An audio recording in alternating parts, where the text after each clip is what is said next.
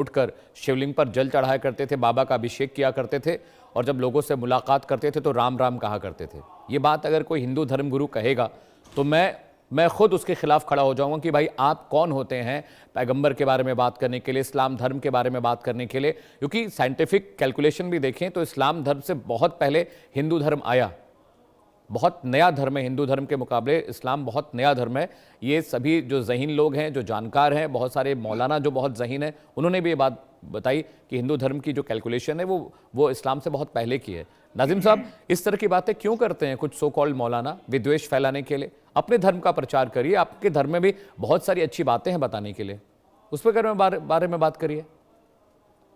हाँ अमित जी, मेरी आवाज अब तक आ रही है? बिल्कुल बिल्कुल सुन पा रहा हूँ नाजिम साहब। हाँ अमित जी, देखिए आपने जो कहा कि जैसे मेरे पैगंबर इस्लाम को लेकर जिस तरीके की आपने बातें करेगा, अगर कोई इस तरीके की बातें कहेगा तो मुझे बड़ा दुख होगा। और राइट। मुझे क्या, पूरे मुस्लिम समाज को, सभी को दुख होगा अगर कोई इस तरीके की बातें मेरे पैगंबर इस्लाम के बारे में करेगा। जी। और उसी तरीके से मौलाना जर्जिस ने जिस तरीके से कृष्ण जी को लेकर एक अभद्र भाषा का प्रयोग करा, उससे मुस्लिम समाज के अंदर बड़ा रोष है।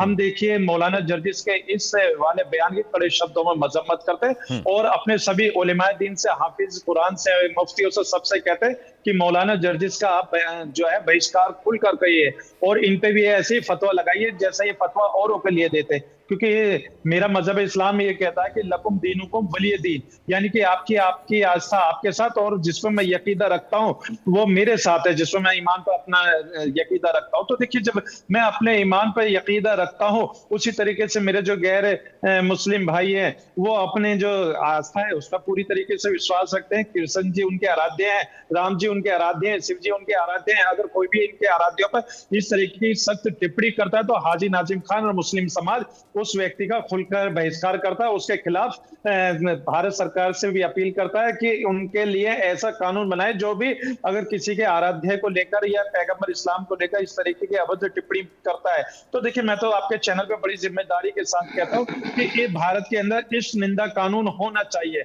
अगर इस निंदा कानून हो जाएगा, जो ये लोग आजकल किसी के भी आराध्य को लेकर या पीर वली या पैगंबर को लेकर इस तरीके का बयानबाजी करते हैं एक सस्ती लोकप्रियता पाने के लिए, वो उनको पता चल जाएगा कि अगर उन्होंने इस तरीके का बयान दिया तो उनके लिए भारत का एक कानून है, जेल है, तो वो जेल में जाएंगे। लेकिन भारत के अंदर उन लोगों के खिलाफ एक्शन नहीं होने की वजह से बस क्या होता है, उनके जो एक मनोबल बढ़ जाता है कि जब मैंने ऐसा बयान दिया, मेरा जब कुछ नहीं हुआ, अगर इससे भी और ज्यादा बयान देंगे तो फिर उसका भी कुछ नहीं होगा। लेकिन देखिए, मुस्लिम समाज के अंदर अमित जी बड़ा रोष है।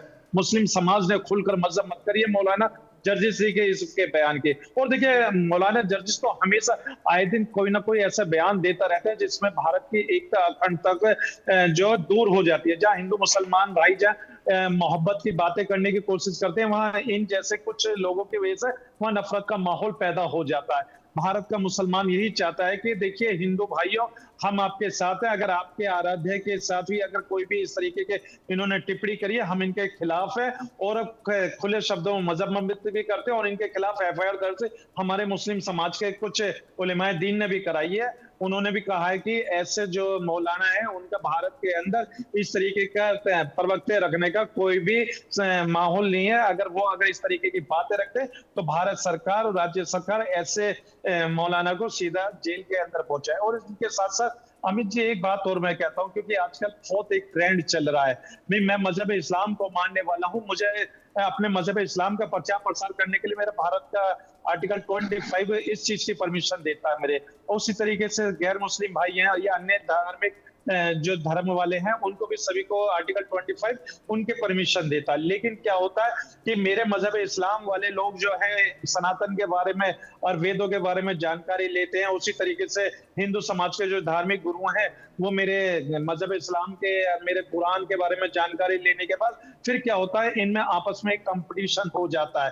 पता चलती है कि जो मुस्लिम धार्मिक गुरु हैं वो वेदों के बारे में कुछ बातें कहते हैं, उसी तरीके से हिंदू धार्मिक गुरु जो है वो मेरे मजहब इस्लाम के अंदर जो मेरी पवित्र कुरान है उसके बारे में कुछ इस तरीके का तर्क देते हैं। तो इन सब चीजों से धार्मिक गुरु को बचना चाहिए, क्योंकि आज माहौल ये नहीं है कि पता चले कि एक दूसरे के धर्मों पे कोई भी उंगली उठाए।